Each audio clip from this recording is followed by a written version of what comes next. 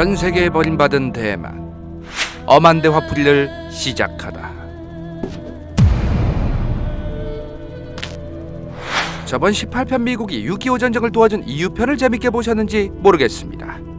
생각보다 호기심이 하지 않은 말을 했다며 상상력이 넘나 풍부한 분들이 많으셨는데, 우린 현실주의 국제정치를 이 채널에서 공부하는 것뿐이니 상대가 하지 않은 말을 상상하는 상상력은 가볍게 쌩깝시다.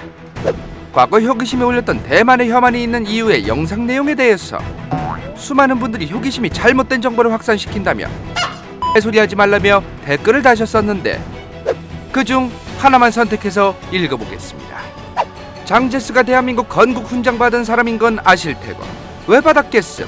대한민국 건국에 큰 도움을 준 사람이 어디서 어떤 자료를 참고했는지 모르겠는데 참 편파적인 자료를 참고하신 듯. 이런 또 어디서 대만 X놈 X랄한다고 하는 사람이 있겠지. 저번 편을 보셨으면 아시겠지만 2차 세계대전이 끝났음에도 중국 대륙에서 계속 싸우고 있던 마오쩌둥과 장제스. 그 중국 대륙의 미국은 당연히 소련을 견제하기 위해 친미국가가 만들어지기를 희망하고 있었으니, 그래서 유엔을 창설할 때 중화미국 장제스를 껴줬습니다. 게다가 전세계 최대 기구 유엔에서 모든 것을 거부할 수 있는 거부권을 가지고 있는 유엔 상임이사국 반열에까지 중화민국을 껴주기까지 했었죠. 그러나 어찌되었든 장제스는 마오쩌둥에게 처발리고 저 대만 섬으로 튀고 중국 대륙에는 중화인민공화국이 건설되었으니, 곧바로 6.25 전쟁 한국전쟁이 터지면서 미국은 이제 대만보다는 일본에 신경 쓰기 시작했다는 내용을 바로 이전 18편에 오지게 자세히 설명해놨으니 안 보신 분들은 보고 오시기 바랍니다. 이제 본격적으로 2차 세계대전이 끝난 이후 형성된 강력한 미국 진영과 소련 진영에 전쟁은 없지만 전쟁 중인 고요하고 차가운 전쟁. 서로 한번 잘못 건드면 이 지구가 아예 우주까지 사라질까봐 서로 함부로 건들지 않고 싸닥션하고 있던 상태였던 냉전이 시작되었습니다. 그런데 지금부터 당시 상황을 빠르게 설명드릴 건데, 1953년 소련의 스탈린이 요단강을 건넜고, 그 다음으로 소련의 대통령급 서기장으로 흐르시초프가 되었고, 미국 영국이 핵무기 못 만들게 하자 프랑스가 나토에서 탈퇴하면서까지 핵을 만들었고, 게다가 1967년에는 중국이 핵무기까지 개발에 성공하면서 이제 전세계 핵무기 보유 국가는 당시 이렇게 5개 국가였습니다. 이제 미국 입장에서 소련만 신경 쓸 게 아니었다는 거죠. 1950년대 중반부터 흐르시초프는 미국의 평화공존 드립을 치기 시작해서 미국이 호응을 하려고 하는데, 1964년부터 같은 공산주의인 중국과 소련이 국경 분쟁으로 오지게 사이가 안 좋아지기 시작합니다. 그래서 미국이 머가리를 제대로 굴렸었죠. 미국의 적인 소련의 적인 중국, 즉 적의 적은 나의 아군. 미국의 당시 닉슨 대통령 안보 담당 보좌관이었던 헨리 키신저와 중국 국무원 총리 저우얼라이의 극비리의 회담이 시작됩니다. 그리고 다음 해 본격적으로 미국 소련의 강력한 경쟁 상황에서 소련과 사이가 더러워진 중국과의 미국의 대탕트 화해 모드가 시작됩니다. 그런데 그래 미국아, 너 나랑 수교하고 싶다며. 이제 우리 친해지려는 건 알겠는데, 근데 중국은 하나다? 2개일 리가 없어. 근데 저것들 뭐야? 저것들 안 쳐내면 국물이 뭐야? 개털 아무것도 없을 줄 알아. 하나의 중국 원칙. 장제스든 마오쩌둥이든 서로 자존심 오지게 부리면서 말하던 원칙입니다. 그래서 유엔에 가입할 차이나도 무조건 리퍼블릭 오브 차이나가 가입되어 있으면 피플스 리퍼블릭 오브 차이나가 나가입하남 하면서 빽하는 일이 생기기도 했었고, 다른 나라와 리퍼블릭 오브 차이나가 수교하고 있으면 피플스 리퍼블릭 오브 차이나가 쟤네랑 수교 중이면 나랑은 수교 못한다면서 빽하는 일도 생겼었습니다. 즉 다른 나라들 입장에서 무조건 이 지구상에서 중화인민공화국과 중화민국 둘 중 하나만 선택해야 하는 것이었죠. 섬에서 버티면서 후달리고 있던 장제스의 중화민국, 한편 소련을 견제하기 위해 중국이 이제 필요해진 미국. 유엔 총회결의 제2758호 중화인민공화국이 중국 대륙에 과거 있었던 중화민국을 승계한다. 즉 중국 대륙에 원래 있던 정통정부 중화민국의 후예는 공식적으로 중화인민공화국으로 인정된다는 내용입니다.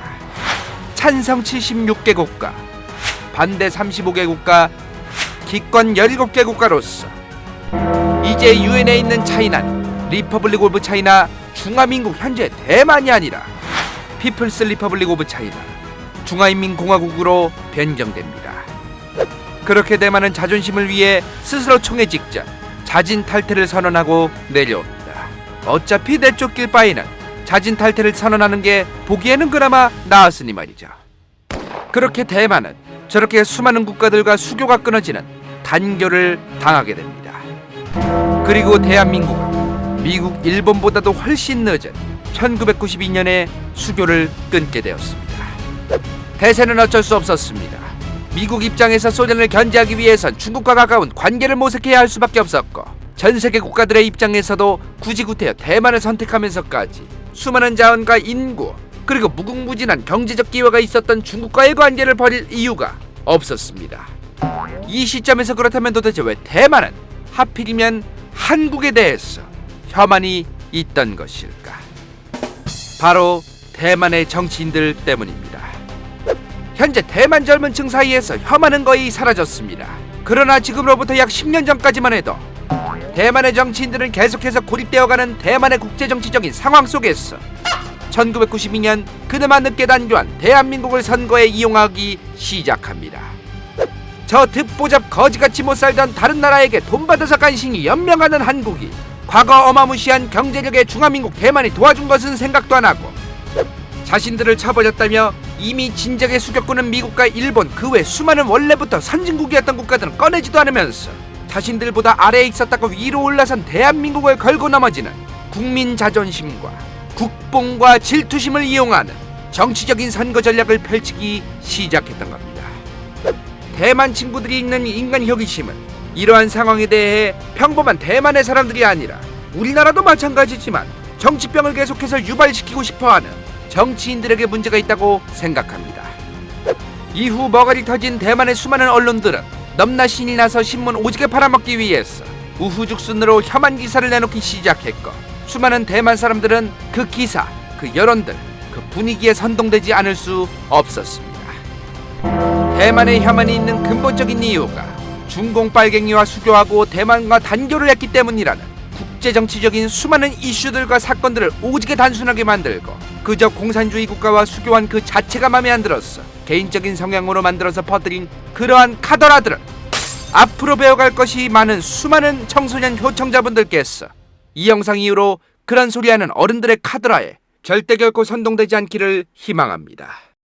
어른들 말 들어서 나쁠 건 없지만 가끔은 무조건 들어서도 안 됩니다. 현재 대만과 외교 관계를 맺고 있는 국가들은 대략 이 정도 남아 있습니다. 아마도 계속해서 수많은 국가들이 대만에서 중국으로 옮겨갈 것으로 보입니다. 그렇게 올림픽과 월드컵에서 대만이라는 국가가 출전하는 모습을 잘 보이지 않는 이유 중 하나가 바로 이러한 이유들 때문입니다. 현재 대만은 올림픽에서 차이니즈 타이페이, 홍콩과 마카오와 비슷한 도시대표급으로만 참가하고 있습니다. 올림픽위원회와 월드컵이 전세계 최대 인구 중국, 가장 많은 사람이 볼 수 있는 중계권을 팔아먹을 수 있는 중국이라는 국가를 포기하면서 굳이 대만을 선택할 이유는 별로 없을 테니 말이죠. 한국정쟁 기간이었던 1951년 일본은 1951년 중국과 대만 둘 중에 양자택일을 해야 하는 오지게 복잡하고 짜증나는 선택의 기로에 있었습니다. 당연히 일본은 미국이라는 큰형 뒤에 있었으니 미국 진영의 대만 장제스를 선택하게 되었죠. 그러나 그것은 정말 애매한 것이었습니다. 중국 대륙을 대표하는 정부가 도대체 중화인민공화국인지 중화민국인지를 표기하는 문제가 남아있었는데, 일본의 조약은 옛날부터 오지게 애매하게 하는 것으로 유명했습니다. 장제스 중화민국 정부가 현재 통치하고 있는 지역, 그리고 이후에 편입될지 안 될지 모르지만 이후에 편입될 지역이라는 오지게 애매한 표현으로 강화조약을 체결하면서 대만의 장제스는 자신들과 수교하고 조약을 맺어줘서 일본에게 넘나 고맙다며 일본으로부터 과거사에 대한 전쟁 배상을 청구하지 않게 됩니다.